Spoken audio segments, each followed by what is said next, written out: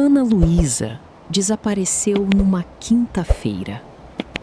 Na sexta-feira, o celular dela enviou uma mensagem. No sábado, alguém entrou no quarto dela e dobrou a roupa suja. Separadas, essas três informações parecem não ter relação. Juntas, elas marcaram o início de uma das investigações mais estranhas já conduzidas pela Polícia Civil do interior de Minas Gerais. Porque nenhuma delas fazia sentido. Uma jovem desaparece. O celular continua ativo. E alguém entra no quarto dela quando ela já deveria estar desaparecida. Mas o detalhe mais perturbador não era esse. Era que a resposta esteve diante de todo mundo desde o primeiro dia. Familiares, amigos, professores, policiais. Todos olharam para ela. E todos passaram por ela sem perceber. Esta é a história de Ana Luísa Ferraz. 22 anos. Estudante de ciências sociais. E da única pessoa que sabia exatamente o que estava acontecendo. Muito antes de Ana desaparecer. Mas que nunca imaginou até onde aquilo iria chegar. Ana Luísa Ferraz. Costumava descrevê-la da mesma forma. Quieta, mas não tímida. Inteligente de um jeito que às vezes deixava as pessoas desconfortáveis. Ela não era o centro das atenções de uma sala, mas era o tipo de pessoa que você acabava observando sem perceber. Tinha crescido em Serrana do Vale, filha de um pequeno comerciante e de uma enfermeira. Entrou na Universidade Estadual de Serrana do Vale com a maior nota da turma de Ciências Sociais. E parecia ter a vida sob controle, pelo menos por fora. Na faculdade, era querida. Não popular. Querida. Tinha poucos amigos. Participava de um coletivo de leitura que se reunia todas as quartas-feiras. Frequentava algumas festas. Conversava com professores depois das aulas. Era conhecida por fazer perguntas difíceis. Não para provocar, mas porque realmente queria entender as coisas. E talvez esse fosse o problema. Ana Luísa passava muito tempo tentando entender as pessoas. Muito mais do que elas imaginavam. O que quase ninguém sabia era que 8 meses antes do desaparecimento, ela havia criado um blog anônimo. Sem foto, sem nome, sem qualquer ligação pública com sua identidade. O blog se chamava Cidade de Vidro e tinha quase 4.000 leitores. Nele, Ana escrevia sobre comportamento humano, sobre inveja, sobre manipulação, sobre obsessão, sobre pessoas que confundem amor com controle, sobre amizades que começam a ultrapassar limites sem que ninguém perceba. Os textos nunca mencionavam nomes, nunca apontavam culpados. Mas quem convivia com ela poderia reconhecer situações. Poderia reconhecer conversas. Poderia reconhecer a si mesmo, se prestasse atenção. Sua melhor amiga era a Juliana Mota, 23 anos, colega de curso. As duas dividiam um apartamento a 3 quarteirões do campus. Para quem olhava de fora, pareciam inseparáveis. E talvez fossem. mais do que Ana gostaria de admitir. Todo domingo, às 9 da manhã, o pai de Ana ligava. Era uma tradição antiga. Ela sempre atendia. Sempre. Sem exceção. Na última quinta-feira de outubro, ela desapareceu. No domingo seguinte, o telefone tocou.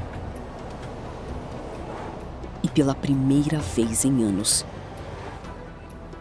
Ana Luísa não atendeu. Quinta-feira, 27 de outubro. Ana Luísa tinha aula às 2 da tarde. A professora confirmou presença. Participou da discussão. Fez perguntas, tomou notas. Nada chamou atenção. Nada parecia diferente.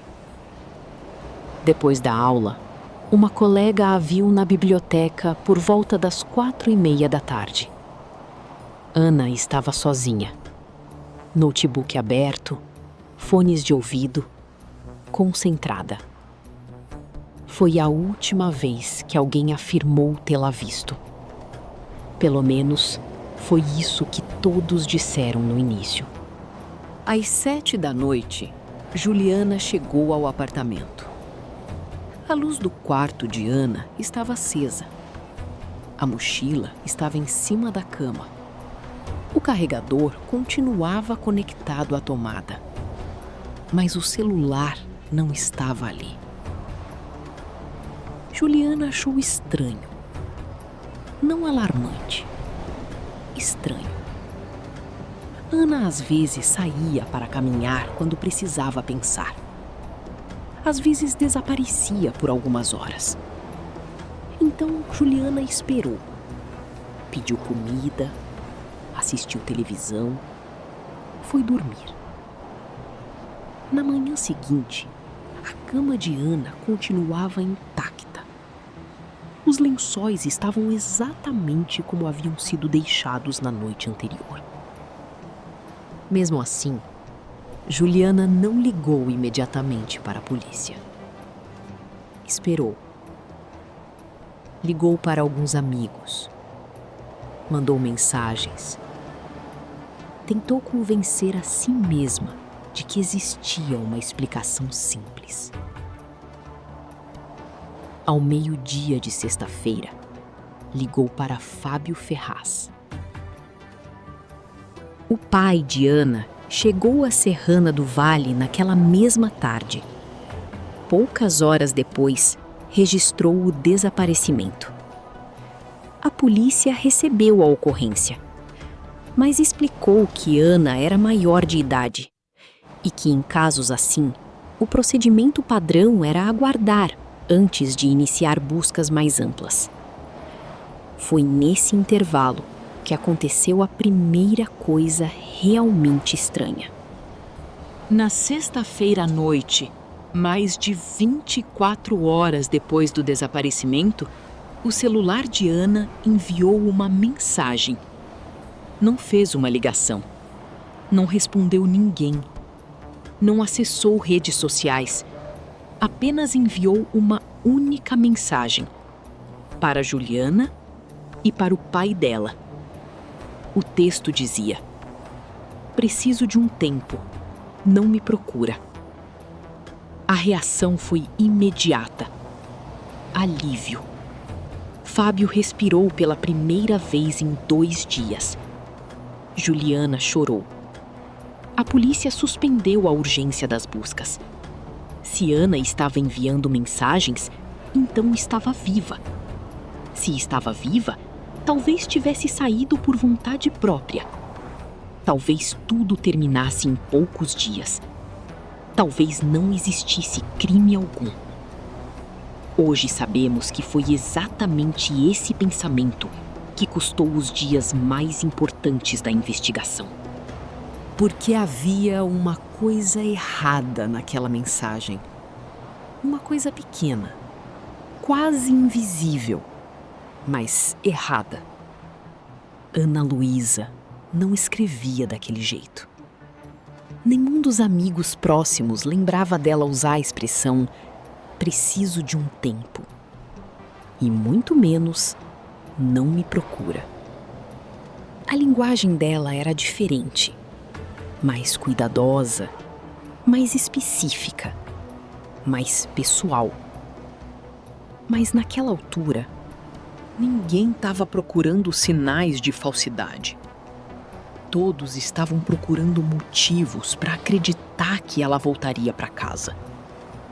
E quando as pessoas estão desesperadas por uma boa notícia, costumam aceitar qualquer coisa que se pareça com uma.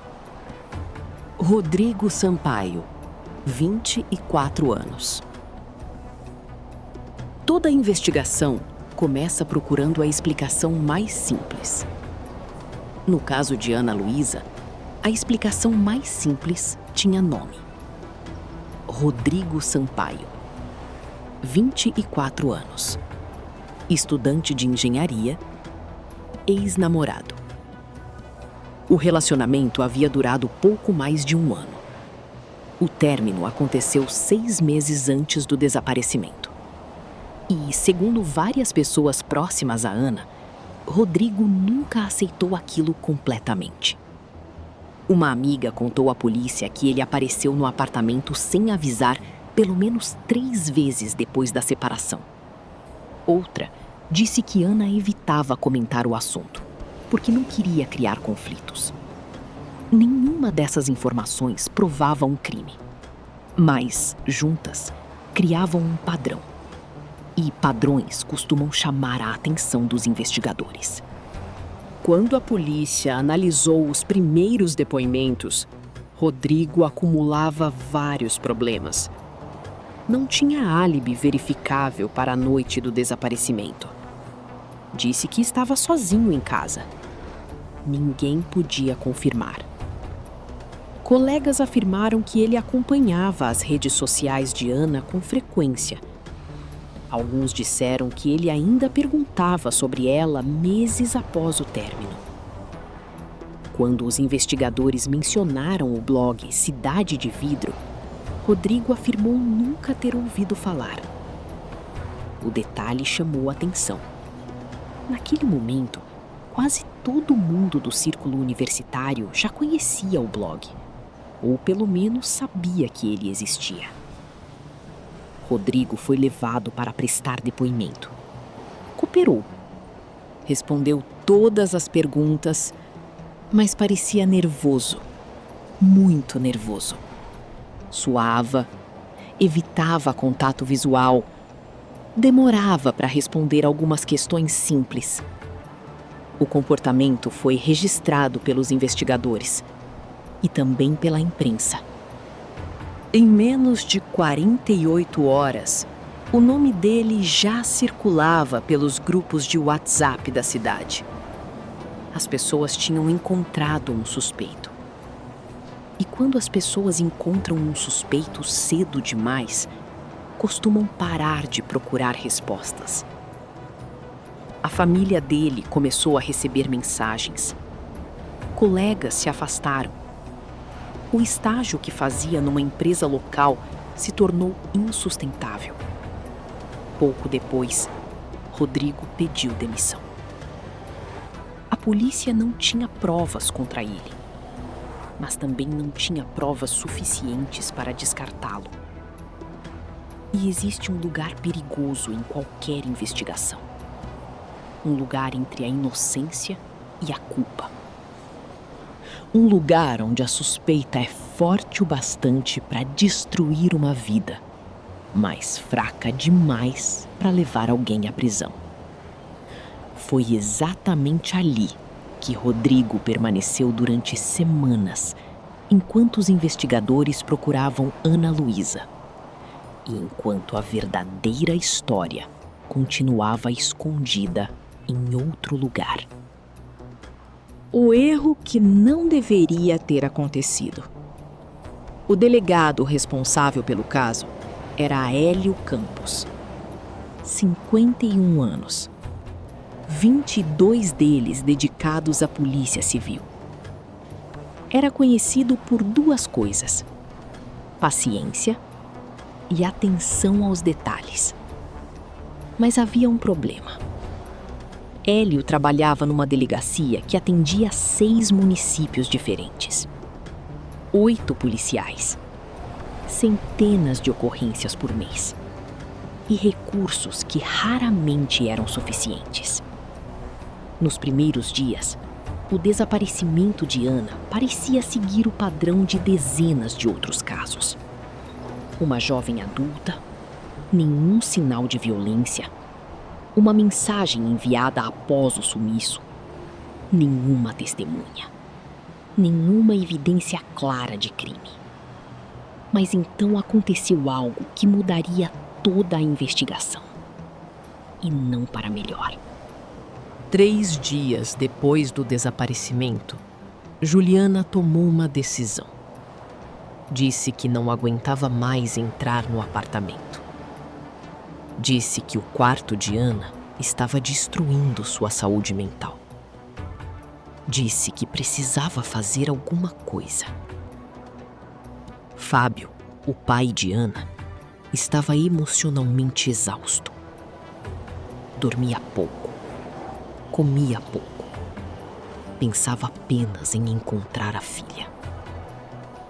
Quando Juliana perguntou se podia organizar o apartamento, ele concordou, sem discutir, sem pensar muito.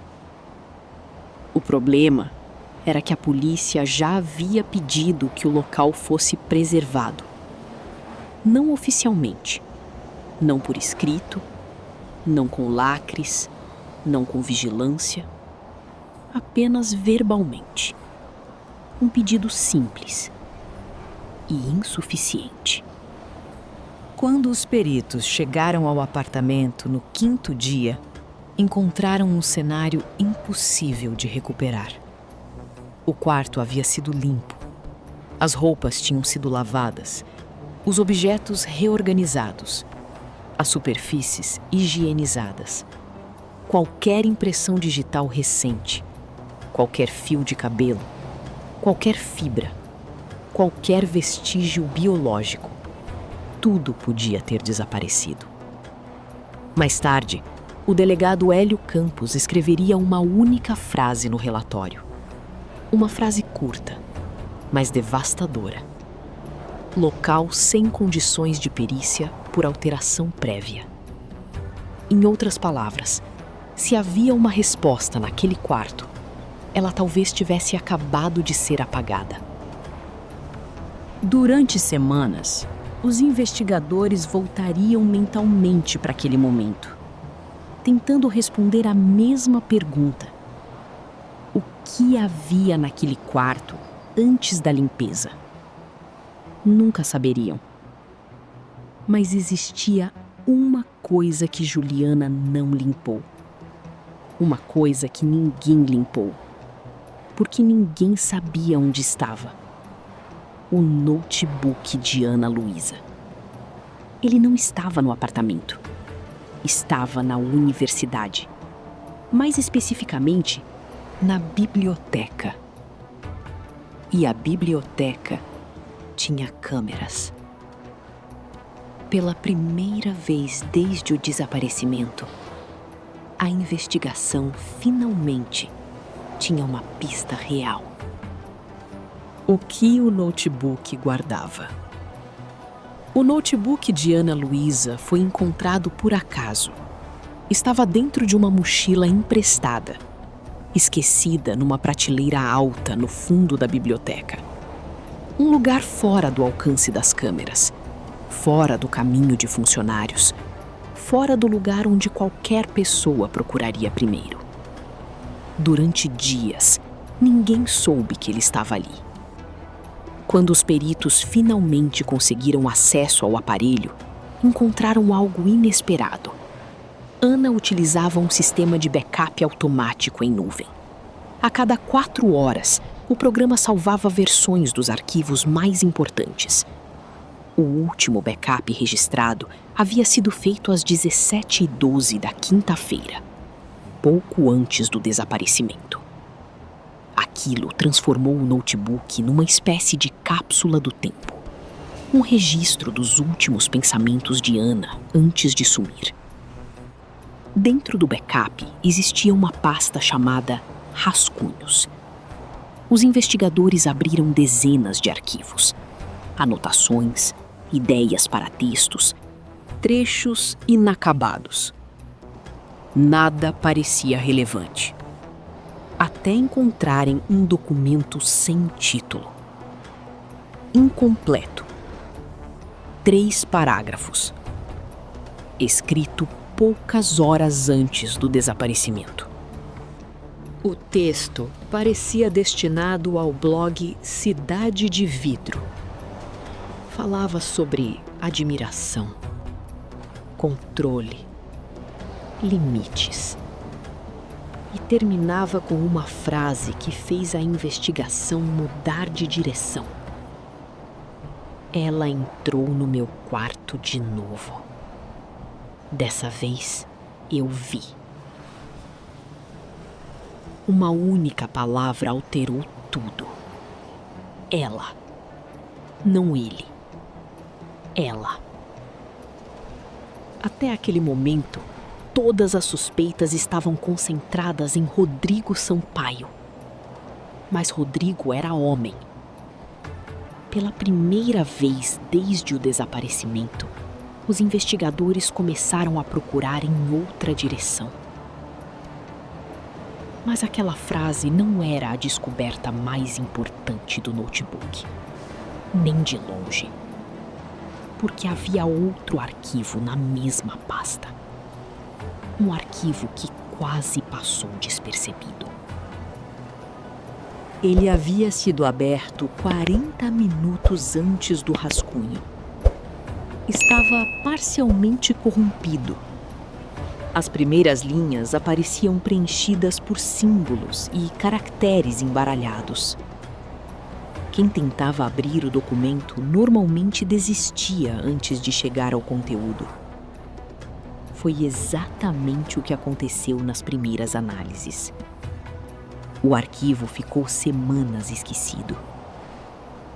Até que um perito especializado em recuperação digital, acionado pelo Ministério Público, decidiu examiná-lo novamente.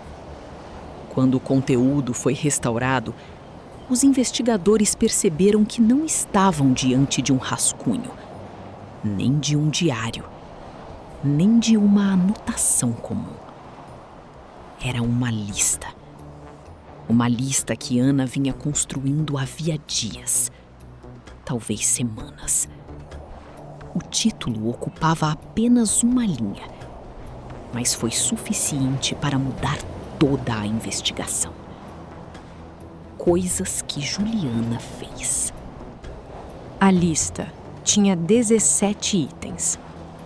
Os primeiros pareciam pequenos. Pegou meu diário sem pedir. Leu minhas mensagens. Entrou no meu quarto enquanto eu dormia. Mas conforme os investigadores avançavam, os registros ficavam mais perturbadores. Item 15. Criou um perfil falso e ficou me seguindo no Instagram por 6 meses. Item 16. Acho que entrou no meu e-mail. Encontrei um acesso que não reconheço. E o item 17. O mais curto de todos. O que mais assustou os investigadores. Ela sabe onde eu vou. Antes de eu dizer para ela. A lista havia sido criada 3 dias antes do desaparecimento. Ana não estava registrando situações desconfortáveis. Estava documentando comportamentos. Quase como alguém reunindo evidências. Quase como alguém que sabia que, em breve, precisaria provar alguma coisa. Foi então que surgiu uma descoberta ainda mais estranha. Na manhã de quarta-feira, Menos de 24 horas antes de desaparecer, Ana enviou um e-mail para a coordenação do curso. O assunto dizia apenas assunto pessoal e urgente. Ela solicitava uma reunião para sexta-feira, às 10 da manhã. A reunião foi confirmada. Ana nunca apareceu. E o mais impressionante, a coordenação nunca mencionou esse e-mail aos investigadores, porque ninguém perguntou.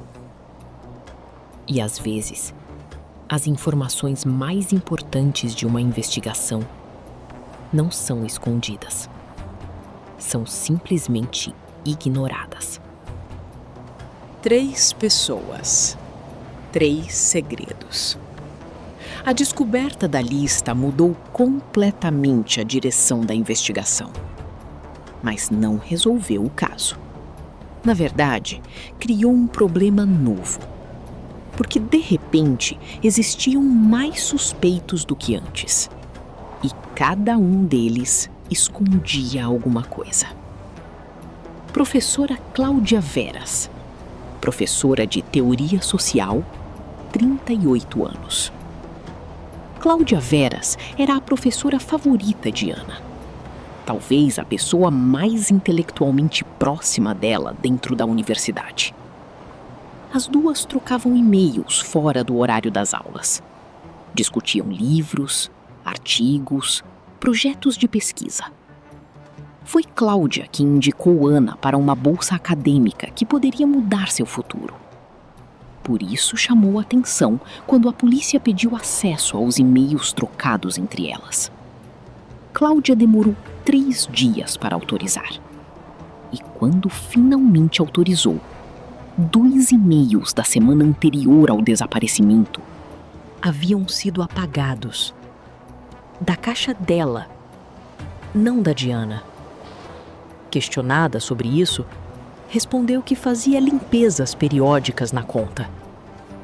A explicação era possível, mas apareceu exatamente no momento errado.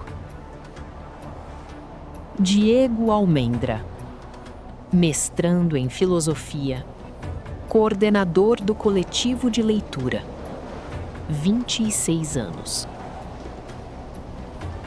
Diego coordenava o grupo de leitura frequentado por Ana. Era inteligente, carismático e tinha uma admiração evidente pela forma como ela pensava. Colegas contaram que ele sempre encontrava uma maneira de sentar perto dela.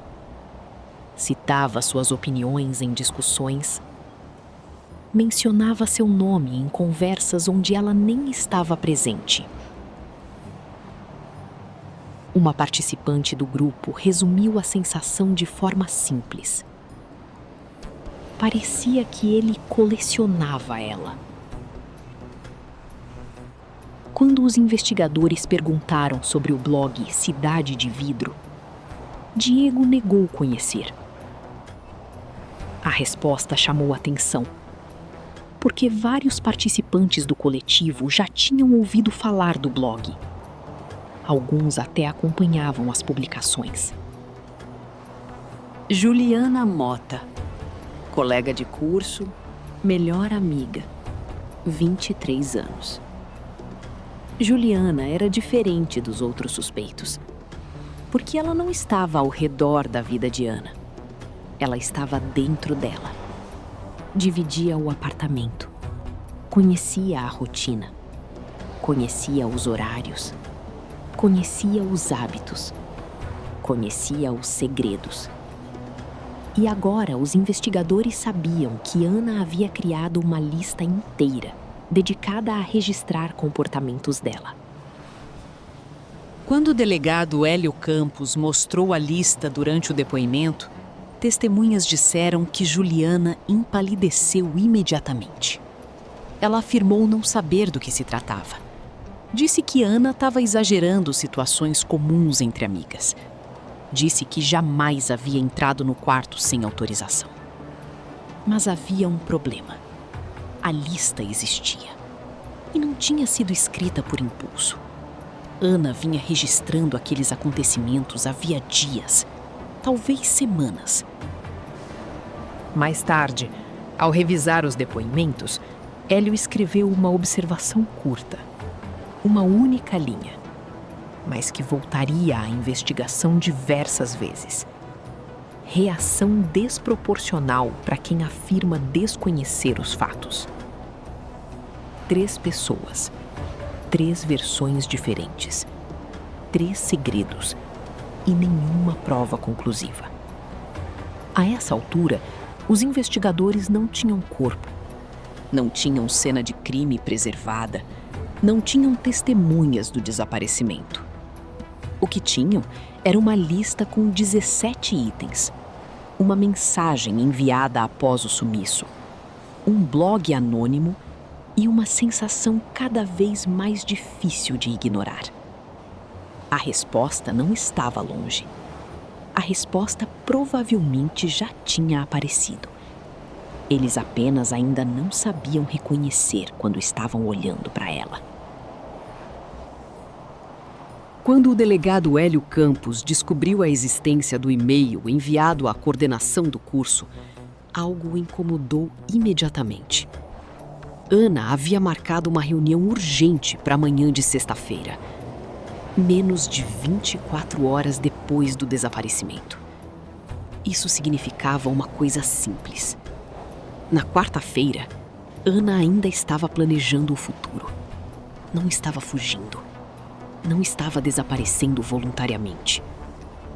Estava se preparando para fazer alguma coisa.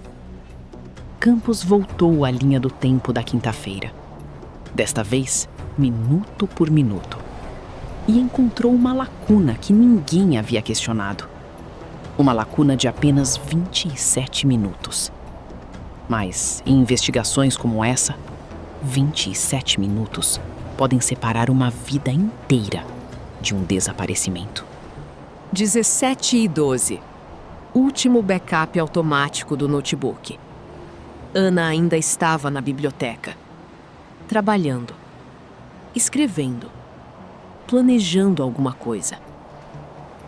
17h39. A câmera da entrada registra Ana deixando o prédio. Sozinha. Andando rápido. Sem a mochila. A mesma mochila que seria encontrada dias depois esquecida numa prateleira. 17h41. Ana recebe uma ligação. Ela para no corredor externo. Não continua andando. Não atende e segue o caminho. Ela para. Fica imóvel. Durante 2 minutos e 40 segundos. Depois, guarda o celular. Olha para frente. E muda completamente de direção. Não segue para casa. Segue para o estacionamento interno do campus. 18h06. Outra câmera. Outro ângulo. Ana está parada perto de um dos pilares. Esperando. Ou conversando. A imagem não permite saber. Ao fundo, existe uma segunda figura. Perto de um carro. De costas para a câmera. Imóvel. Irreconhecível. 18h14. Ana sai do campo de visão. E nunca mais aparece em nenhuma câmera da cidade. Nenhuma. Foi o último registro conhecido de Ana Luísa Ferraz. A ligação recebida às 17h41 foi rastreada. O número estava registrado em nome de uma empresa inexistente em Governador Valadares. Empresa fantasma, sem atividade, sem funcionários, sem endereço funcional. Mas o número já havia aparecido antes. Era o mesmo número utilizado pelo perfil falso que seguia Ana nas redes sociais. O mesmo perfil mencionado no 15º item da lista. O mesmo número que nunca apareceu espontaneamente em nenhum depoimento. O mesmo número associado a um segundo chip. Um chip que Juliana jamais mencionou possuir. Pela primeira vez, os investigadores conseguiram conectar duas coisas que até então pareciam separadas: a lista e o desaparecimento. Juliana havia ligado para Ana naquele dia, poucos minutos antes do último registro em vídeo. Ela sabia onde Ana estava. Mas isso já não surpreendia ninguém, porque a lista sugeria algo ainda mais perturbador. Juliana quase sempre sabia. Foi então que surgiu outra descoberta, muito menor, muito mais banal, e justamente por isso quase ignorada. Um papel de oficina mecânica. O delegado pediu acesso aos registros de revisão do carro de Juliana. Nada sofisticado, nada tecnológico, apenas documentos arquivados. Entre eles, havia uma anotação comum, feita por um mecânico semanas após o desaparecimento. O registro do odômetro. O carro havia percorrido 74 quilômetros na noite da quinta-feira. Juliana afirmava que tinha permanecido em casa. As duas informações não podiam ser verdadeiras ao mesmo tempo. A quilometragem era compatível com uma ida e volta até a região da represa do Rio das Pedras, o maior corpo d'água num raio de 40 quilômetros de Serrana do Vale. Uma área extensa, pouco iluminada, difícil de vasculhar completamente. Dias depois, outra descoberta surgiu. Entre frestas do piso do quarto de Ana, os peritos encontraram pequenas partículas de terra úmida. A análise mostrou compatibilidade com solo encontrado em margens de rio. Não era uma prova, não era uma conclusão, mas era mais uma coincidência. E as coincidências estavam começando a se acumular. O mais perturbador não era a quilometragem, nem a ligação, nem a terra. Era outra coisa. Todas essas informações já existiam. Estavam disponíveis, arquivadas, esperando.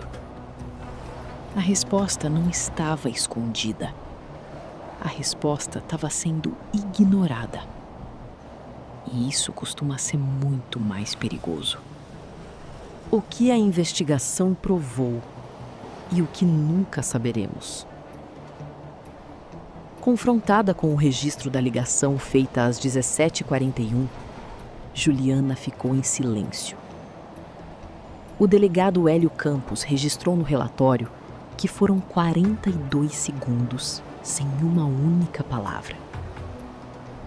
Em 22 anos de carreira, ele havia aprendido uma coisa simples. Pessoas inocentes costumam responder rápido. Pessoas culpadas costumam responder demais. Juliana fez algo diferente. Ela não respondeu. Quando finalmente falou, disse apenas: "Eu liguei para ela porque precisava conversar." Foi a única parte que nunca negou. Ela admitiu a ligação. Admitiu conhecer o segundo chip. Admitiu ter criado perfis falsos. Admitiu acompanhar o blog de Ana em segredo. Mas evitava explicar os detalhes. Dizia não lembrar datas. Dizia que certas situações estavam sendo interpretadas de forma errada. Dizia que os investigadores estavam tirando conclusões precipitadas. Em nenhum momento usou a palavra obsessão. Nenhuma única vez. Juliana sabia da reunião marcada para sexta-feira. Sabia que Ana havia começado a documentar seus comportamentos. Sabia da lista. Sabia que Ana estava se preparando para fazer uma denúncia formal. O que ela nunca explicou foi por que continuava observando cada movimento de Ana. Nunca explicou por que precisava de um segundo chip. Nunca explicou por que criou identidades falsas para segui-la. E, principalmente, nunca explicou o que aconteceu depois das 18h14. Foi nesse horário que Ana Luísa desapareceu do último campo de visão de uma câmera. E foi nesse horário que a história deixa de ter respostas. A versão de Juliana mudou mais de uma vez. Num depoimento, disse que discutiram. Em outro, afirmou que a conversa foi tranquila. Mais tarde, admitiu que tentou impedir Ana de ir embora antes que terminassem de conversar. Segundo ela, Ana saiu andando por uma saída lateral do campus. Disse que observou a amiga se afastar. Disse que nunca mais a viu. Nenhuma das versões pôde ser confirmada, mas nenhuma delas explicava os fatos que vieram depois. Nenhuma explicava a mensagem enviada do celular de Ana. Nenhuma explicava a limpeza do apartamento. Nenhuma explicava os quilômetros rodados pelo carro naquela noite. E nenhuma explicava por que Ana nunca mais apareceu. A investigação seguiu por mais 7 meses. E durante esses 7 meses, 4 descobertas mudaram completamente a percepção do caso. Prova 1. A mensagem. Na sexta-feira à noite, mais de 24 horas após o desaparecimento, o celular de Ana enviou uma mensagem para Juliana e para o pai dela. Preciso de um tempo, não me procura. A perícia comprovou que a mensagem foi enviada enquanto o aparelho estava conectado ao carregador no apartamento. O mesmo apartamento onde Juliana estava naquela noite. Ana não estava. Prova 2. A limpeza. Antes da chegada da perícia, o apartamento foi completamente limpo. Juliana alegou colapso emocional. Mas os peritos encontraram, entre o rodapé e o piso do quarto, pequenas partículas de terra úmida. O tipo de solo encontrado em margens de rio. A origem nunca foi explicada. Prova 03. O carro. O carro de Juliana percorreu aproximadamente 74 quilômetros na noite do desaparecimento. Ela afirmou ter permanecido em casa. Os registros mecânicos indicavam outra coisa. A quilometragem era compatível com uma ida e volta até a região da represa do Rio das Pedras. Uma área extensa, pouco iluminada e difícil de vasculhar completamente. Prova 04. O bilhete. Entre as roupas dobradas por Juliana antes da perícia, o pai de Ana encontrou um bilhete. A perícia confirmou a autoria. A letra era de Juliana. O texto dizia: "Você não deveria ter escrito sobre isso. Mas eu sei que você não vai parar. Então eu preciso que você entenda que tem coisas que não se escrevem." A defesa afirmou que era um pedido desesperado. O Ministério Público chamou de ameaça. O tribunal nunca chegou a uma conclusão definitiva. Com base nas provas disponíveis, Juliana foi denunciada por obstrução de investigação, falsificação de comunicação eletrônica e ameaça. A acusação tentou incluir homicídio. Não conseguiu. Não havia corpo. Não havia cena de crime. Não havia testemunha. Havia apenas uma sequência de fatos cada vez mais difíceis de ignorar. E uma mulher que continuava sem responder à pergunta mais importante de todas: o que aconteceu com Ana Luísa Ferraz? Juliana Mota foi condenada a 4 anos e 2 meses de reclusão em regime semiaberto. O desaparecimento de Ana continua oficialmente sem solução. O processo permanece aberto. O blog Cidade de Vidro ficou online por quase um ano após o desaparecimento. O último texto publicado tinha um título simples: Sobre pessoas que não conseguem deixar ir. Continua sendo o texto mais lido do blog. Ana Luísa Ferraz desapareceu em 27 de outubro. Nunca foi encontrada. Ana Luísa documentou 17 sinais de alerta. 17 vezes em que percebeu que alguma coisa estava errada. 17 vezes em que registrou comportamentos que a incomodavam. E mesmo assim, ficou. Não porque fosse ingênua, não porque não enxergasse o problema, mas porque Juliana era a melhor amiga dela. A obsessão raramente chega com aparência de perigo. Ela chega como atenção, como cuidado, como preocupação. Como alguém que responde suas mensagens rápido demais, que sabe coisas demais, que aparece nos lugares certos com frequência demais e que aos poucos começa a ocupar espaços que nunca foram convidados a ocupar. O mais assustador é que quase ninguém percebe quando isso acontece, porque a obsessão não costuma se apresentar como obsessão. Ela se apresenta como amor, como amizade, como proteção. E quando finalmente mostra o que realmente é, geralmente já está na sua vida há muito tempo. Ana percebeu. A lista encontrada no notebook prova isso. Ela estava observando, documentando, tentando entender. E provavelmente tentando encontrar uma maneira de sair daquela situação sem destruir a pessoa que um dia considerou a mais importante da sua vida. Mas existe uma pergunta que continua sem resposta. Uma pergunta que permanece aberta desde a noite de 27 de outubro. O que aconteceu com Ana Luísa Ferraz depois das 18h14? Ninguém sabe. Talvez apenas uma pessoa saiba. E essa pessoa nunca contou. Ana Luísa Ferraz tinha 22 anos.